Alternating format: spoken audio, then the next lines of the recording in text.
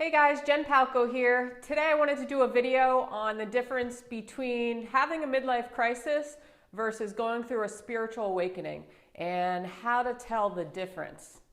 So a lot of times somebody who's going through a midlife crisis, they're usually in their middle age. It could be 30s, 40s. Doesn't have to be. It could be younger, older. Doesn't matter.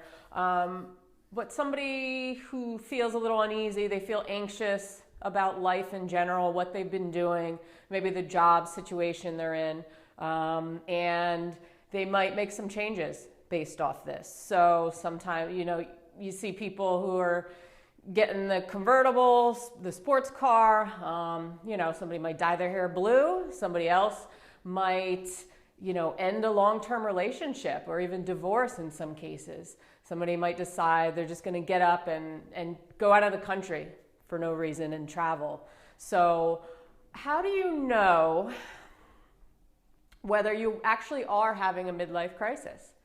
It'll give you comfort to know that sometimes when we feel like we're going through some sort of crisis in our life, that we're going crazy, that we're actually having a spiritual awakening.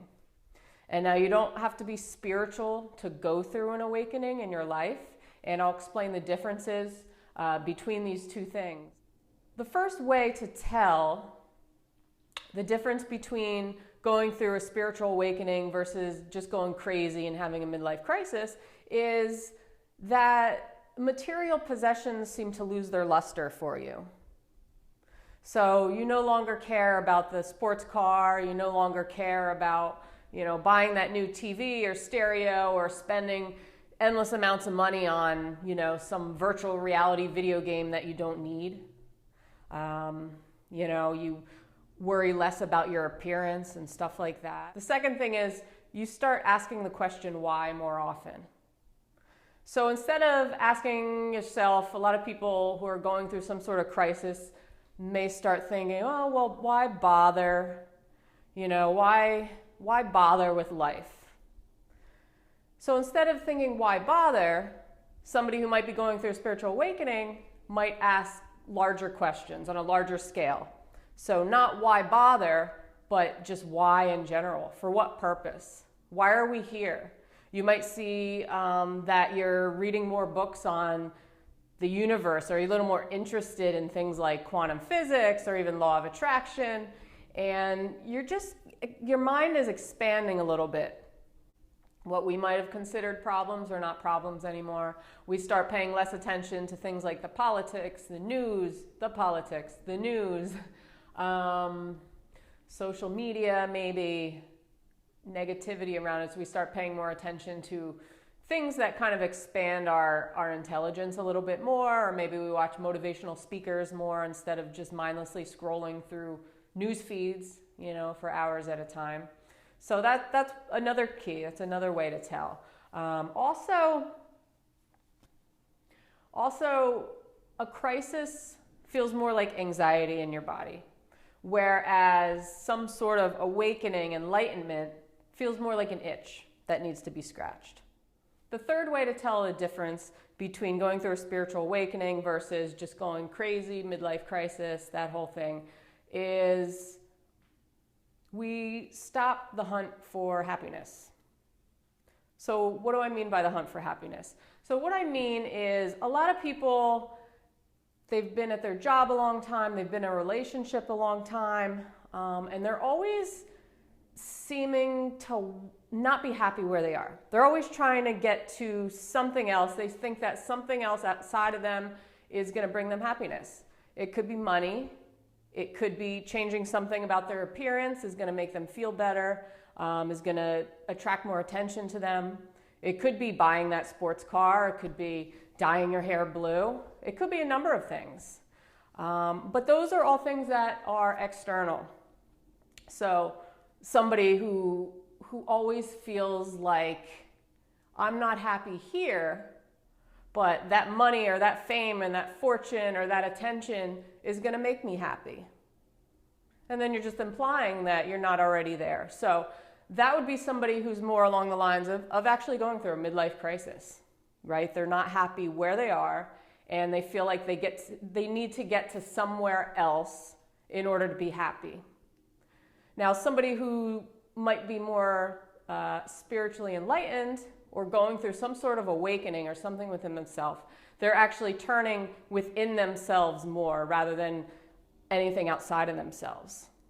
So what I mean by that is, rather than somebody searching for happiness from the money over there or the car over there, or somebody saying something to them and attracting attention over there, they realize that they're already whole, happy, and complete. Our body's natural state is love, is joy, is wholeness. So the difference between somebody who might be going a little crazy, where they're always trying to find the next best thing that's going to improve their lives, that's going to just solve everything and make them happy. So somebody who's more spiritually going through some sort of spiritual awakening, they know that they are already worthy of love, of joy, of abundance, and all that stuff. Because that's who they are, that's who we are, that's our true state. It's just a matter of peeling all those layers off of us that we've accumulated over time, over our whole lives, with everything that's gone on around us, that we need to bring that out of us. Bring that out of us, whether it's through creativity, some sort of inspired action, whether it's doing more self-care, looking internally, meditation, stuff like that, just being more introspective. So realizing, okay, happiness is not far over there, it's already here. I just have to let it out of me. It's been there. We all have a higher power within us, but a lot of us don't tap into it because we're not taught to, or it's just not part of our lives. We go through the motions every day and we do what we need to do on a physical level. And if you're not sure, ask yourself, am I trying to look outside of myself? Am I looking to change something about myself? Am I not happy with who I am on the surface, where I need something else superficially to fulfill that need, to distract myself, to fulfill something that's temporary? Or do I need to go a little deeper and realize that I already have everything in me? It's just a question of now I am looking for more my purpose versus wanting, needing always. So those are 3 ways, 3 little differences.